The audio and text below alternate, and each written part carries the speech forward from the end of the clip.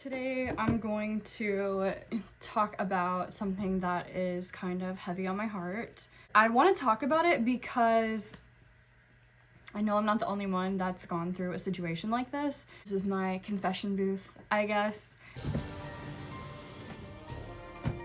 Hey, so for all my family members that think I'm violating my body by tattooing it, click off now or else you're gonna hear some things that you won't like.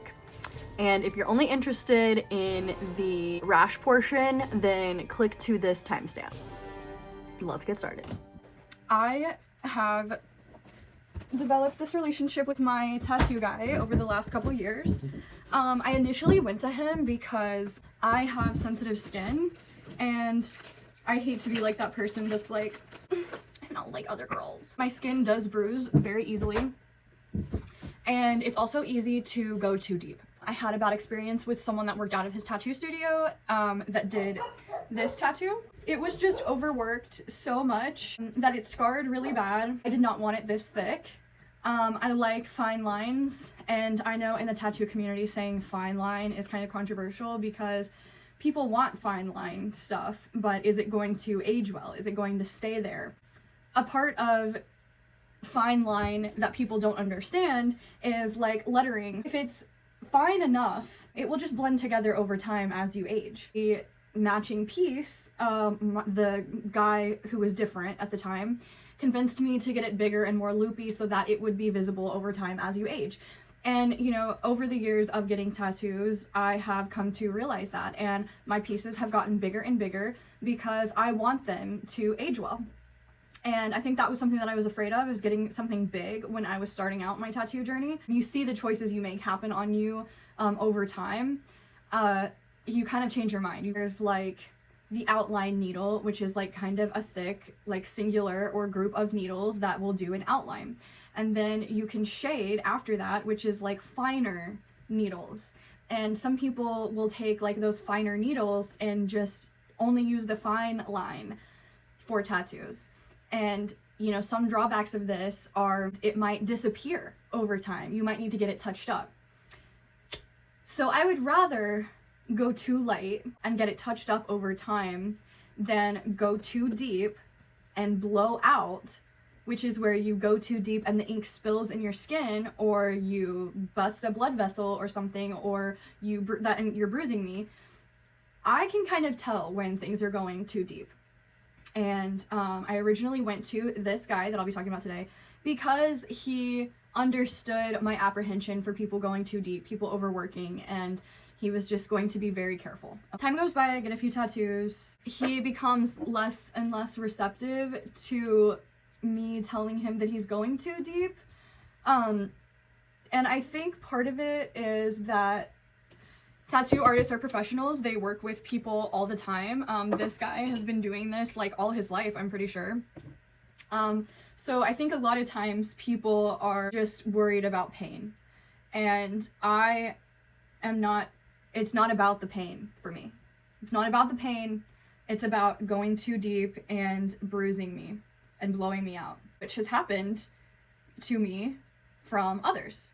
So it's like a relationship. You get burned, and the next relationship you get in, you're apprehensive and you want to make sure they're not doing that. I have a band on my leg that is just a solid black band, and there's flowers on the front, and wanted flames on the back to start from the band and kind of like blend into black flames up top, like up the top of my hip. And then on the bottom of the band, I wanted clouds, because I'm very into elements, fire and air. When I got the band tattoo, I knew that I was going to have a full sleeve down there at some point, and the black never really bothered me because I knew it would eventually blend into the whole piece. So years have gone by since I've got the black band, you know, summers come and go, you're wearing shorts, and I was just ready for the next step. I did not want to take off my underwear during the session, and I don't believe that I should have had to. The place that I was asking for was on the side of my hip. And yes, it was on my butt a little bit. I was willing to move my underwear out of the way and he did not want that. He insisted that I just completely remove my underwear. I told him no a couple times, but you know, we have this like dynamic of like friendship between us. He was like, I'm not gonna work around that, you know, you need to just like remove it. Like, I'm not gonna fight with you, like, you need to just remove it. So I did. Honestly, it reminds me of the naked nightmares that I have, where you're just having to breathe and be like, you know what, it's okay, this is what your body looks like. It's fine. And there was really no one else there, so it's okay. He starts the outline, and I'm very happy with the style, very Asian inspired style, and he did a good job with the outline. I'm very happy with the outline, like I've said. I was noticing though that the tattoo was reaching further in towards my body than I wanted, and when I raised some concerns that you don't need to go that far in, he kind of shot me down and was like, you don't want a blank space there, just trust me, like, we're going in this area. And again, I did nothing. I let it happen. So we start on the outline. It's pretty bad. Like I said, the needle's pretty serious. You'll just hurt in different areas depending on your body, but so the outline is done. It's gone into my ass crack all the way and inside my inner thigh. And originally I was not planning to have that tattoo reach that far, but I let it happen. Sprayed me with some lidocaine spray because the pain was pretty bad. We took a break for a second, because this has been probably 2 hours at this point of sketching and outlining. We took a break, let that lidocaine spray sit in. We start up again with shading.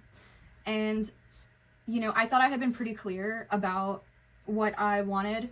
And looking back, I realized that I wasn't that clear. I needed to lay out exactly, I don't want much shading. I want black flames all the way through, flat, coming out of my black band. And maybe some shading a little bit in the negative space. But he had kind of, you know, said, I think we should do some shading in the negative space, and I was all for it. But we had 2 different ideas of what it was gonna look like, pretty much. And I didn't realize that until we had stopped for the day, and a lot of it was shaded. And it doesn't look bad at all. It looks good. The shading job is fine. It's great. It's just black and darker in the negative space, and that's not what I wanted. I wanted black flames, whereas the flames are just like slightly shaded and they're like white or skin colored or blank, you know? In the moment, you know, I got up, I said, it looks amazing, and it did look amazing. The shading was done well. During that time, during the tattoo, he started recording a video of him tattooing me, and I kind of found out like after the fact. And when I asked him about it, he was like, you know, I need clips for my socials and, you know, like advertising. I eventually want to do just huge pieces only. And I didn't really say anything. I was just like, you know, I don't mind if like my booty curve is online, but my whole puss was out. So I was just kind of like, can you make sure that like it's cropped, basically. But that whole thing and not asking me for my permission didn't really sit well with me. But again, I did nothing. I didn't say anything in the moment after finding out, except, you know, can you just make sure it's cropped out? But we take another break. It's been about 4 hours at this point, and he's had a rough day. I don't know that I can take much more because it's painful. We decided to call it. We got the whole outline done and like a third of the shading, but I was like, I don't know if I can take another round. So, got me and Justin ice cream. And I get home and just kind of feel icky. I feel like I gave myself away that I only give myself to Justin, and that sucked. I feel like I let myself down. I increasingly just felt guilty about the whole thing. And when I thought about doing another session, I didn't want to continue. I don't want to get in that position again. I just didn't want to do it anymore with him. I would rather somebody who understands that I don't want to take my clothes off. And I don't think that's asking a lot. I think that somebody out there will understand completely, will work around it, will respect me because they are working for me. And so that night happened. I felt like crying. I felt violated. And once again, I couldn't just blame it all on him because I let it happen. 2 days go by. And then I went back to the tattoo studio to talk, and he had some customers there, so we went in the back room. He was like, what's going on? I was like, I'm just not really happy with the way that it went down. And he immediately felt so bad. He was like, oh my gosh, I'm so sorry. Like, no, I hate that you're feeling bad. I was like, me too.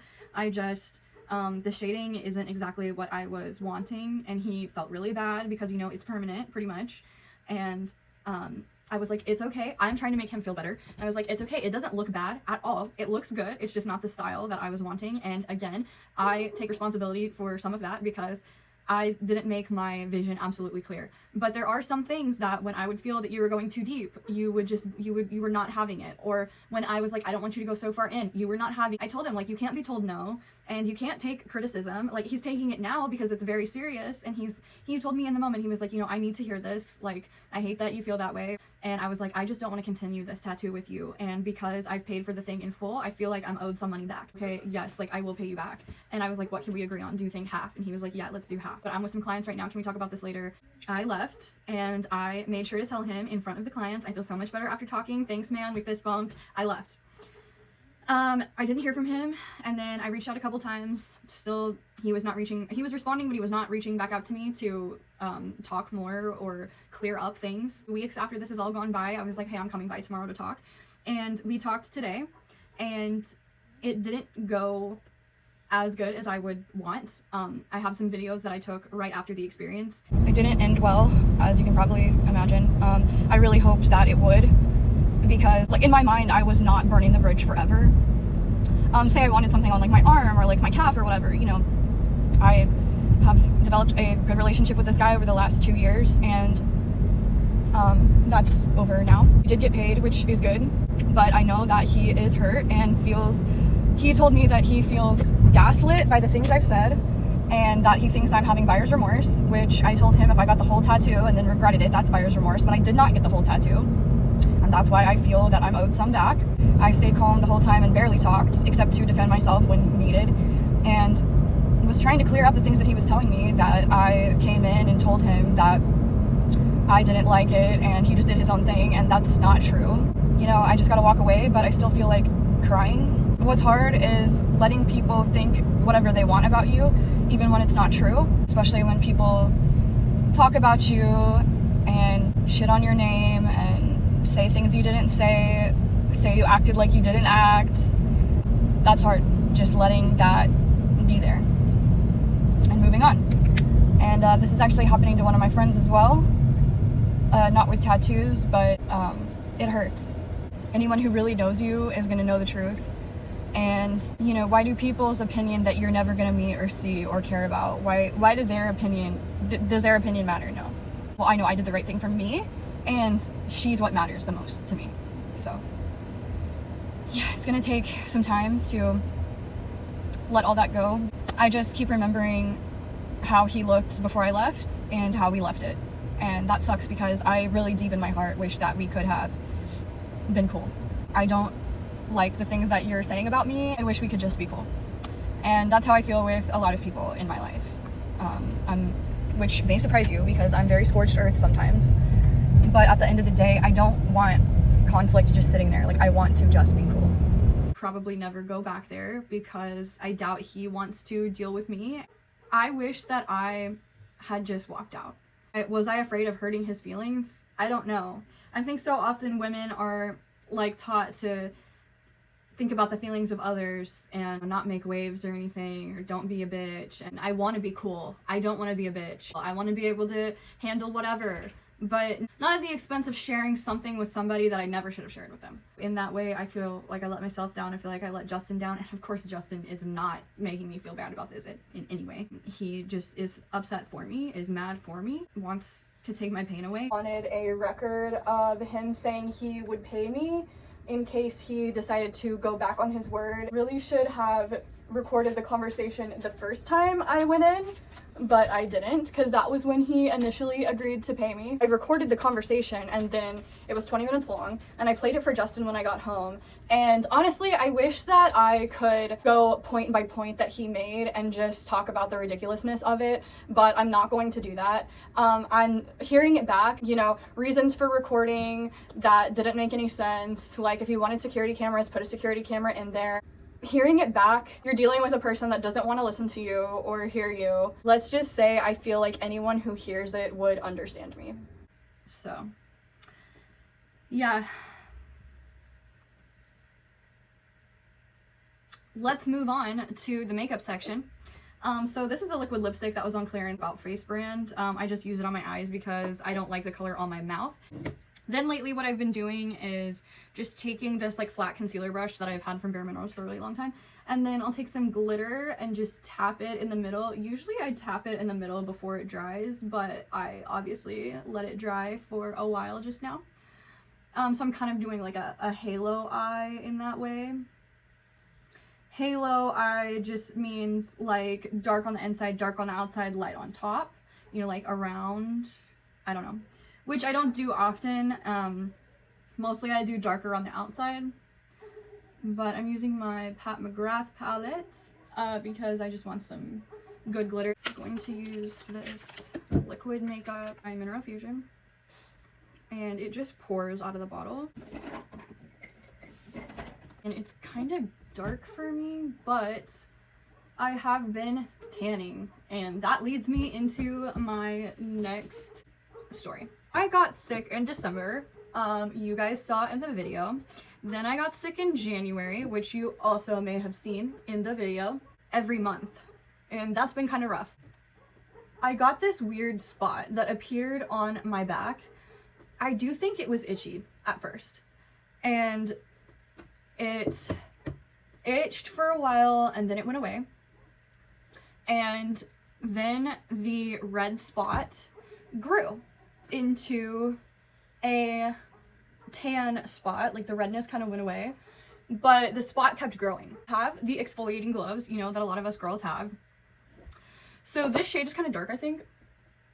And it's hydrating and kind of like doesn't dry down almost. It's like a moisturizer, and I used this the other day, the lighter shade. I have two shades. So I used the lighter shade the other day and then put the powder on top and went to work, and it does kind of like slip around, so it's not my favorite, but my skin was pretty dry today, so I thought, you know, let's go ahead and use it. Then I use the lighter shade of the powder and just kind of like set that in my T-zone area. I like to exfoliate the shit out of myself, and then I develop a rash on my front, and it's itchy spots at first. I don't really notice it at first because I wear sports bras a lot and then go to work. So sometimes I wear nipple covers so they don't show through my clothes. And sometimes, you know, you're wearing those silicone nipple covers all day. Skin can kind of like itch after a while. My nipples are itching, and I think that it's just from nipple covers. But I'm scratching and scratching and scratching, and eventually there's like a mark there. Things are spreading, then there's spots like under my armpit, like under on my bra line, then it's kind of spreading to my stomach. So at this point I think it could be a ringworm because the spot on my back is growing larger. I get some over-the-counter ringworm cream from the drugstore and I start putting that on. Days go by, it's only getting worse. I went to urgent care and the doctor looks at my back, says, I think that might be folliculitis, prescribes me an antibiotic. Then looks at my front, is like, I think that might be ringworm, prescribes me an antifungal because ringworm is not actually a worm, it's just like a fungus that grows in a circle pattern. So I start taking those things and it's not getting better. So I start talking to my medical friends, shout out Anna Elizabeth, shout out Shelby. And, you know, I washed my bedding like 3 times. I was only wearing a shirt and a bra once and then washing it. My towels were all being washed constantly. I bleached the whole bathroom. I threw away those gloves. I kind of was like, burn it all. Let's see, what kind of blush are we gonna use today? I am gonna go easy with like some pink blush. So then I see my new PCP. She doesn't know what it is. She's basically just kind of like, wait for the dermatologist appointment. And yeah, so I've basically just had to wait a month for the dermatologist appointment. And that's still coming up, but my friend was like, it might be this one thing. This one thing is called pityriasis rosea or something. And basically it's nothing that you can really do. You just get it sometimes. And when I told Grandma Cherry about this, she was like, actually Grandma Bobby had this once. And the doctor just told her to lay out nude in the sun. And then it went away. So I got a tanning membership, which is funny because I don't want to be a tan, especially because I'm my what's important to me is my tattoos and the longevity of my tattoos, and therefore my skin health. In the summertime, I will wear long sleeves or something. But I did go tanning, and I do think it kind of helped last week, and I just went again today. Also, I went to Ulta makeup shopping with my mom, and I was getting some more of this NYX Epic ink liner. Found out it's waterproof. Usually I don't like waterproof things. Usually when I use waterproof mascara, it really irritates and itches my eyes, but I will say the Epic ink liner doesn't bother me. Then mom gave me some mascara from Jones Road. I love this mascara. It's amazing. It's thick and I don't know, I just really like it, but my mom doesn't like it because she says it's too clumpy. So she gave it to me, and you know, we're fine sharing it because she's probably used it twice in her life and she's my mom. I will say I kind of put the makeup under my eyes because I don't want to see like a line of where makeup is and where it's not. But I do end up blending most of it away because this liquid makeup doesn't really dry down and it gets stuck in my under eye creases. So, like, I can tell right now, I'm just gonna go in under there and blend it out so that there's not as much product on there because it's not looking good. And, you know, some people can do the under eye concealer. I just can't. Plus, I don't really, dark circles aren't my problem. I have eye bags. No amount of concealer is gonna conceal your eye bags. With, like, this brush. I love this brush for... It's my makeup eraser. It's usually just clean, and if you blend too much, you can just go like this and then erase it. Just time to move on. You know, I got sick, and then you're waiting to get better, and then I got the rash, and then I'm waiting to go to the doctor, and then the tattoo thing happened, and then I'm waiting to talk to him. It can feel like we're just waiting for the next thing. It's really felt like that the past couple of months. It's really felt like I can't wait until. And I am just learning to slow down, and, you know, agonizing over and being ready for it to happen isn't going to make it happen any faster. Time is moving at the same pace regardless. I'm just trying to learn how to be happy in the midst of a conflict, being happy and enjoying stuff on the day-to-day, even though I'm in itchy misery. You know, it'll come. Inevitably, the time comes. So, yeah. So I went to the dermatologist today. They didn't know what it was, so they took a punch biopsy and they're sending it off to the lab to see what it is. And until then, they gave me a prescription cream. I don't know what it is because I wasn't able to pick it up today, but I'm gonna get it tomorrow. And I should have the results in about 7 days. I'm honestly so excited to see what it is. And you know, I can go another 7 days. I've been waiting like 60 at this point. So with 7 more days, hopefully in the next video, I'll be able to tell you guys what it is. Anyways, thanks for watching and see you in the next one.